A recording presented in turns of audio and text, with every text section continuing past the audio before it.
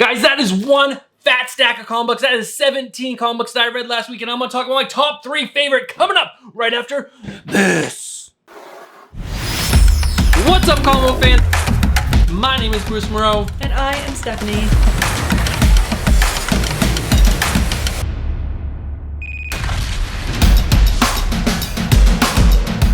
What's up, comic book fans? My name is Bruce, and welcome to the channel, and welcome to Top 3. That's right, each week I talk about my top 3 favorite comics from last week's New Comic Book Day, and last week was September 2nd, 2020. Guys, and I had 17 books to read. That's a lot for me, but guys, I got through all 17. I'm here to talk about my top 3. I am going to go quickly through the other 14 books, just to kind of give you guys a sense of what I liked and what I did not like. But then we're going to dive into my top 3. But before we dive into that, are you guys enjoying the content on this channel? If you guys are, and you guys are not subscribed to the channel, do me a favor and hit that subscribe button. And then hit that bell notification so that way you guys are notified when Stephanie and I upload new content to the channel, and also when we go live, and we go live every single Friday at 10 p.m. Eastern on Comics and Beer. It's a 1 to 1 hour and a half live stream where we talk about comic book news and drink some beers and just have a good time. And why do you want to be there? Because we do a huge giveaway at the end of every single month. So if you like winning free stuff, well, you definitely want to be there. All right, guys, first we're going to talk about the 14 books that did not make the cut. And the first book up is Young Justice, number 18. Did not make the cut. Empire, number 6, definitely did not make the cut. Man, did this big crossover event fall flat for me. New Mutants, number 12. It's getting kind of better, but not really. I don't know. This is a weird book that I am struggling to cut from my pull list, but again, it just wasn't great. Guardians of the Galaxy, number 6. Again, not great, but I love Guardians, so I'm sticking with it. Deceased, number 3. Definitely the worst of the 3 issues so far, but still a great book. I don't love some of the things they introduced in this issue, but as Tom Taylor, we gotta stick with it. Ascender, number 12. One of the best books, almost made the cut, but that new indie beat it out. Sea of Stars, number 6. This is finally back after a long hiatus. Really good book. Jason Aaron and Dennis Halem, and then, yeah, Stephen Green on art. So good. Strange Adventures, number 5. Really good book. Definitely will read better in trade, but I really enjoyed this issue. King of Nowhere, number 5. I believe this is the last issue of this run. Awesome story. I really enjoyed this book a lot. You guys should definitely pick this up. New number 1, Inkblot, number 1. Really enjoyable. The story was okay. I'm definitely going to continue picking this up. Definitely really enjoyed it. I didn't love the art, but the story itself was really cool. I love magic so much. Metal Shark, bro. Number 1, volume 2. Crazy, wacky story. Definitely did not like this book at all. I thought it was fun. It was crazy and wacky, but definitely does not merit making the cut. Wolverine, number 5. I love where this book is going in. Victor Bogdanovich on the art is absolutely incredible. God, his artwork is so gorgeous. Almost made the cut, but again, there's some better books. Cable, number 4 was such a surprise. This book was actually a good read. I really enjoyed this book. I'm glad I stuck it out this far, so I'm gonna give it until at least issue 6, but again, a decent read.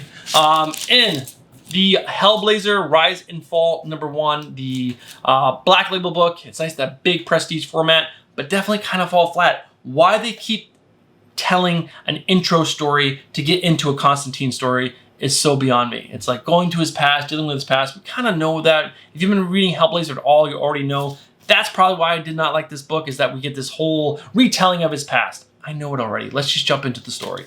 But those were the 14 books that did not make the cut. Let's talk about my top 3 books, guys, and we're going to start off with an easy one in Batman, number 98. This is written by James Tynion IV and art by the amazing Jorge Jimenez. And let's talk about that art real quick. First, the art in this book is absolutely fantastic. It shines. I am so happy that DC picked Jorge Jimenez to be the artist on the Joker War, because it has been so incredible. It's been such a highlight in this book. The way he draws action is better than almost anyone else in the game right now. The detail, the line work is just fabulous. It is so gorgeous. Yeah. Do I need to talk about it anymore, guys? You need to be picking this up just for the artwork, but the story is so good. I love what he's doing with all the characters in this book, stripping down Batman, even though he's been stripped down so many times. But up until this issue, up until the very end, he is stripped down from everything. His money, his family, everything is gone.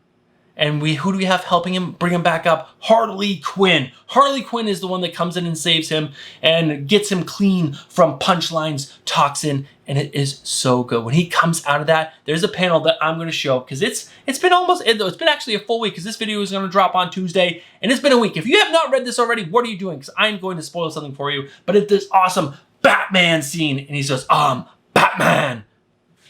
Epic. I was like, oh my God.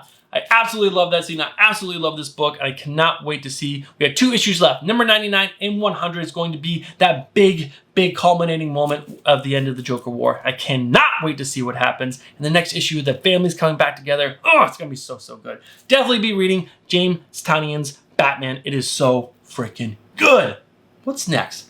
What could be on this level? Well, a new number 1 for Marvel, and I absolutely loved Black Widow number 1. This is written by Kelly Thompson and art by, hold on a second, I forgot to read who the artist was. Art is by Elena Castergrand. But this book was awesome. I really enjoyed all of the Black Widow solo books. They are really enjoyable. And this one by Kelly Thompson is awesome. We get to see Black Widow out of her, she's like taking a break from the spy world and she's just doing her own thing. She's got a boyfriend, she's living her life, she's got this awesome architect job, and it's just amazing. But we get some action at the beginning. We get to see that her and Hawkeye are kind of in a fight. They're, not getting along, but we just get to see this great scene with Cap. I love to see her interaction with other people, especially like a stick in the mud like Captain America. This book was so enjoyable. You guys have to be reading Kelly Thompson's Black Widow. First issue is out.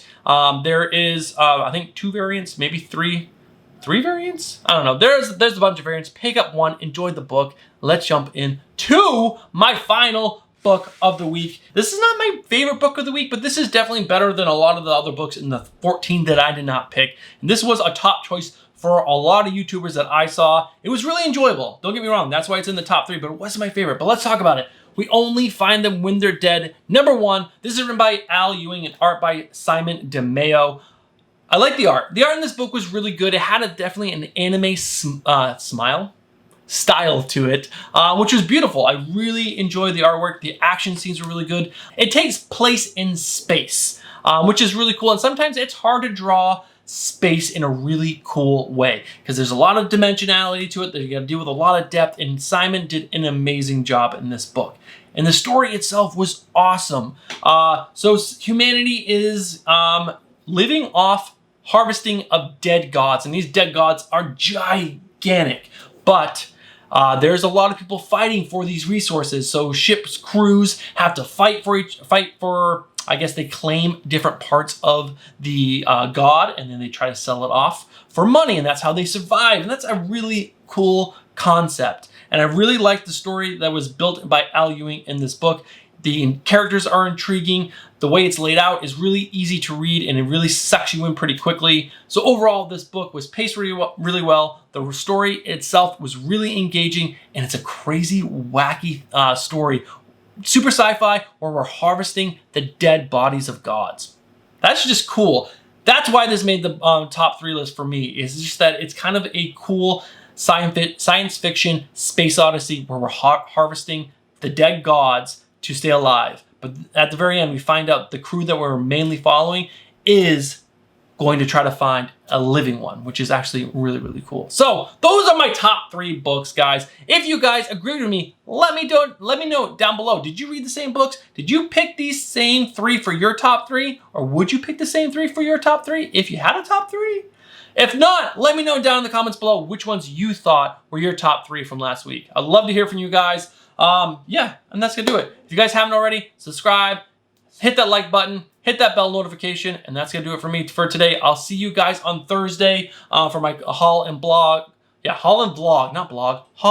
video. Yeah, that's gonna be it. Thank you guys so much. See you later. Peace.